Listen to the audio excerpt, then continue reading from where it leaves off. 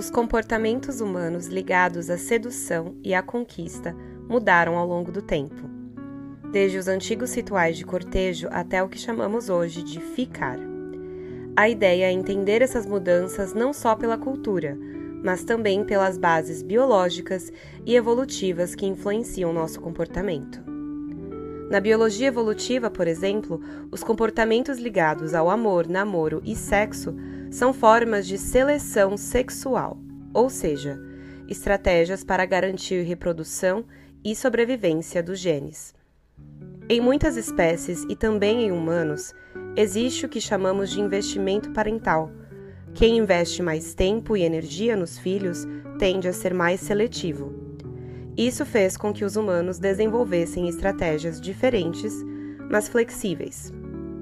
Por outro lado, os contextos sociais variam bastante.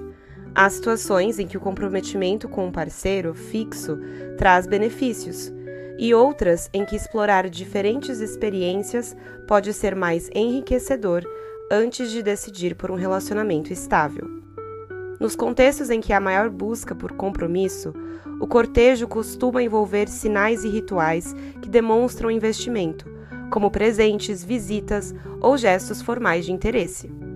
Já em cenários mais casuais, as relações tendem a ser marcadas por encontros pontuais, ficar ou experimentar diferentes conexões sem necessariamente visar um vínculo duradouro.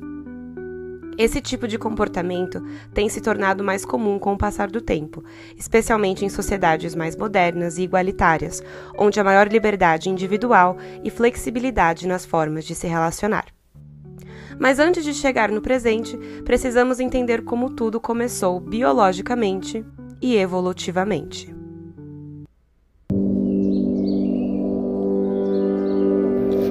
Em muitas espécies são observados comportamentos específicos de machos diante das fêmeas que precedem o acasalamento.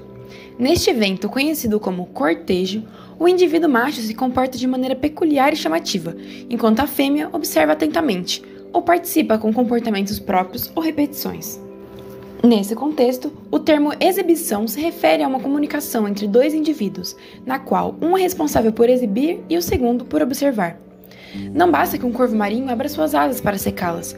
Isso precisa ter algum efeito sobre outro corvo marinho para que seja considerado uma exibição. Definir precisamente cortejo ainda é difícil, pois espécies diferentes podem apresentar exibições distintas, observadas tanto imediatamente antes quanto meses antes do acasalamento. Porém, há algo em comum entre todos os tipos de exibição, seja ela relacionada ao local de um ninho, cerimônias de saudação ou cópula. Todas elas apresentam efeitos de estimulação sexual. Por isso, Desmond Morris, zoólogo, etólogo e autor popular em sociobiologia humana, propôs o conceito de exibição que engloba todos esses casos. O cortejo é o sistema de comunicação reprodutiva heterossexual que conduz ao ato sexual consumatório. Mas por que animais cortejam? O cortejo animal é muitas vezes complexo e vistoso, porque evoluiu como uma estratégia para aumentar o sucesso reprodutivo. Através da seleção sexual, comportamentos e adornos que atraem parceiros, como danças, cantos ou cores intensas, se tornaram mais comuns, mesmo que às vezes prejudiquem a sobrevivência, como no caso da cauda do pavão. Além disso, o cortejo também facilita o acasalamento, ajudando machos e fêmeas a se reconhecerem, a escolher locais de reprodução e a sincronizar seus ciclos reprodutivos. Grande parte desses comportamentos é instintiva, influenciado por hormônios, estímulos externos e fatores genéticos, embora o ambiente também tenha papel importante. Em conjunto, o cortejo reflete a interação entre evolução, fisiologia e comportamento, um mecanismo complexo que garante a atração entre os sexos e a manutenção das espécies. No entanto, definir o cortejo apenas como um sistema que conduz ao ato sexual com fins reprodutivos é uma visão limitada, sobretudo quando se trata de humanos, e até mesmo de muitos outros mamíferos. Esse comportamento pode ter diversas outras funções, como o fortalecimento de laços afetivos e o estabelecimento de relacionamentos amorosos duradouros. Mesmo nesse caso, esse fenômeno tem origens biológicas e evolutivas. Segundo Blumenthal e Young, o amor garante uma reprodução bem-sucedida e nossa fisiologia depende dos vínculos de par ou laços afetivos para manter o bem-estar mental e físico. Aproximadamente 9% dos mamíferos são socialmente monogâmicos, e o vínculo de par costuma estar associado ao compartilhamento de território, acasalamento preferencial e comportamentos de afiliação entre os parceiros. Esses elementos de ligação geralmente persistem além de um único ciclo ou estação reprodutiva. Além disso, existem outras situações que justificam o ato de buscar e seduzir um parceiro, como em contextos não heterossexuais, em relações casuais ou para obter prestígio social. A seguir, vamos explorar alguns dos modos como o cortejo varia em 3 aspectos: diferenças entre os sexos, diferenças entre orientações sexuais e variações de acordo com o grau de comprometimento.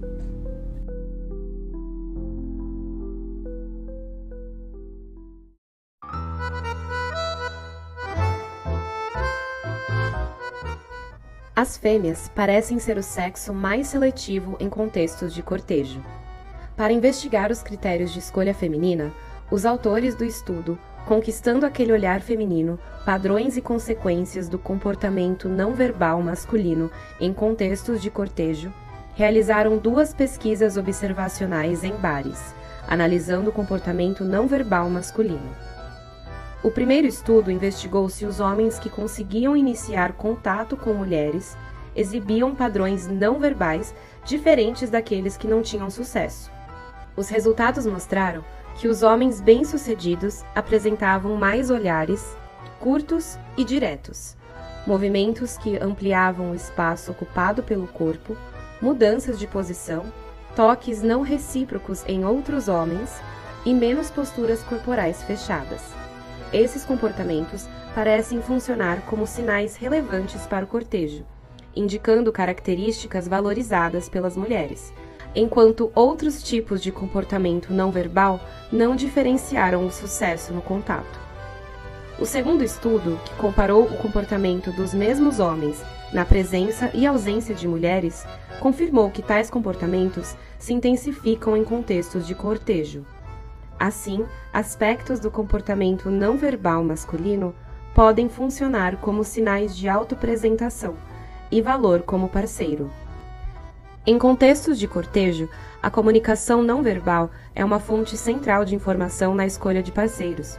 Sinais não verbais costumam ser mais valorizados do que os verbais, e as mulheres demonstram alta sensibilidade a essas mensagens sutis. Observações indicam que, geralmente, a iniciativa de sinalização é feminina, orientando o comportamento masculino, principalmente por meio de expressões faciais e gestos consistentes ao longo do encontro. Moore analisou a sinalização não verbal feminina em diferentes contextos e elaborou um catálogo de sinais de solicitação não verbal. Ele mostrou que certos sinais, como contato visual, seguido de desvio imediato do olhar, atraem a atenção do homem e influenciam a aproximação. Na fase de atenção e reconhecimento do cortejo, os primeiros movimentos não verbais são feitos mais frequentemente pelas mulheres, enquanto os homens iniciam a primeira conversa verbal apenas quando percebem sinais claros de interesse. Esses padrões refletem o maior investimento reprodutivo feminino e ajudam a compreender os mecanismos de seleção de parceiros.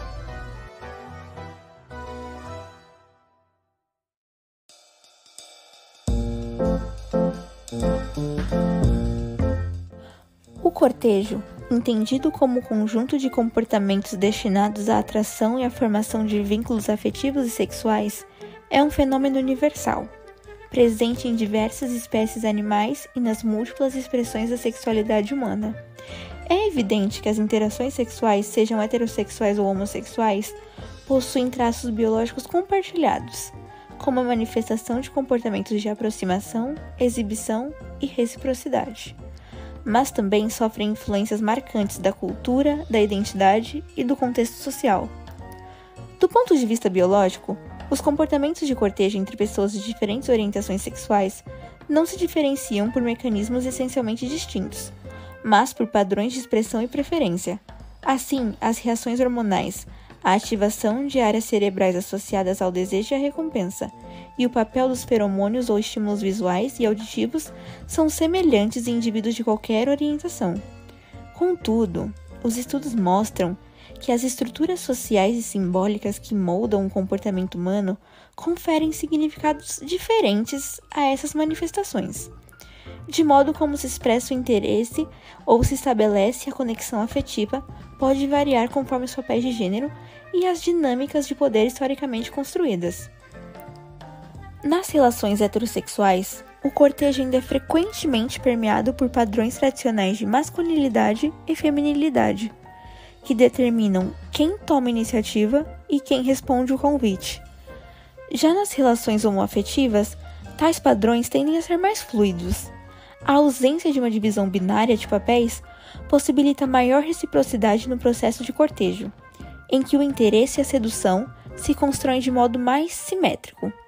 Essa fluidez também pode refletir fatores biológicos observados em outras espécies, nas quais o comportamento homossexual está ligado a laços sociais e cooperação, e não apenas à reprodução, o que reforça a natureza pró-social da sexualidade.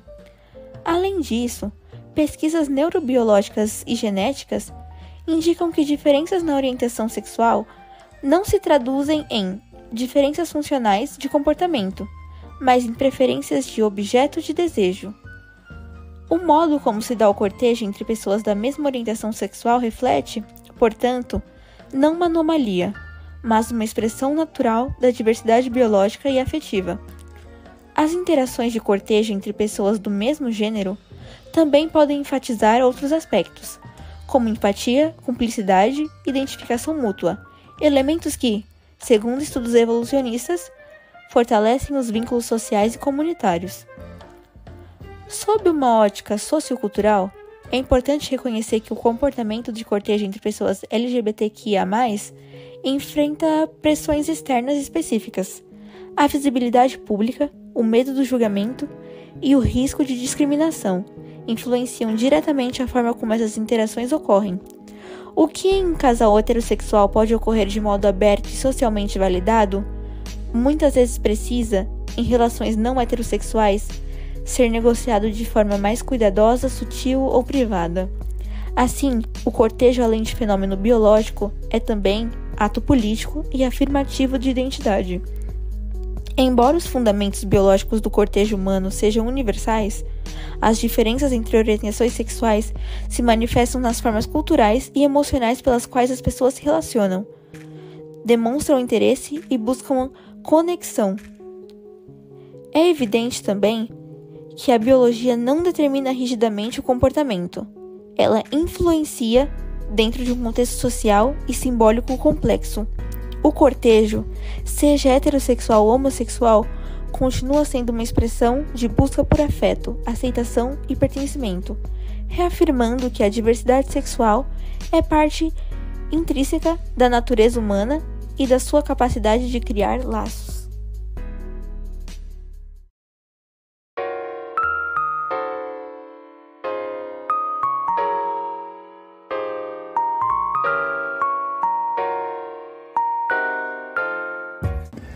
O comprometimento em uma relação amorosa é algo complexo, mas pode ser compreendido a partir de 3 elementos centrais propostos pela pesquisadora Carrie Rusbold no seu chamado Modelo de Investimento do Comprometimento.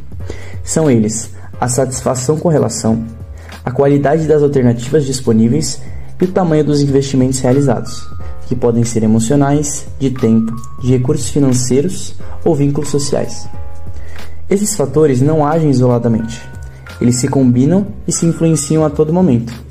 Quando a relação é satisfatória, as alternativas parecem menos atraentes e os investimentos aumentam. Assim, o vínculo tende a se fortalecer. Mas quando a satisfação diminui e as alternativas parecem melhores, o comprometimento se enfraquece. Na vida real, isso se manifesta nas diferentes formas de relacionamento que conhecemos hoje. O ficar, por exemplo, costuma representar o início dessa trajetória. É uma fase mais leve, de experimentação, marcada por baixo investimento e pela sensação de liberdade. Um espaço para conhecer, testar afinidades e se descobrir. Já o namoro tende a surgir quando o envolvimento emocional cresce e o tempo compartilhado se torna mais significativo. Aqui, o investimento é maior. Há intimidade, confiança e o desejo de continuidade. Quando os laços se tornam ainda mais profundos, quando há planos conjuntos, convivência, finanças e às vezes filhos, o relacionamento atinge um mais alto nível de comprometimento, como ocorre nos casamentos. Esses formatos não são comportamentos rígidos, mas partes de um mesmo processo. Muitos relacionamentos hoje se desenvolvem como uma escada. Começam em uma relação casual, evoluem para um namoro e, em alguns casos, se consolidam em uniões duradouras. Essa progressão reflete justamente o aumento gradual do investimento, a diminuição das alternativas percebidas e o fortalecimento da satisfação e do vínculo. É interessante notar que essa escada nem sempre existiu. O ficar, por exemplo, é uma etapa relativamente recente nas dinâmicas amorosas. Em gerações anteriores, o namoro era quase sempre o primeiro passo reconhecido em direção ao casamento. Mas nas últimas décadas, com a valorização da autonomia, o uso de redes sociais e mudanças culturais mais amplas, o ficar ganhou espaço como uma nova forma de experimentar o afeto, sem necessariamente buscar um compromisso imediato. No fim das contas, entender o comprometimento como essa equação de satisfação, investimento e alternativas nos ajuda a compreender por que diferentes pessoas escolhem diferentes formatos de relação. Cada escolha reflete um equilíbrio próprio entre desejo, segurança e liberdade. E é esse equilíbrio que dá forma às relações amorosas no mundo contemporâneo.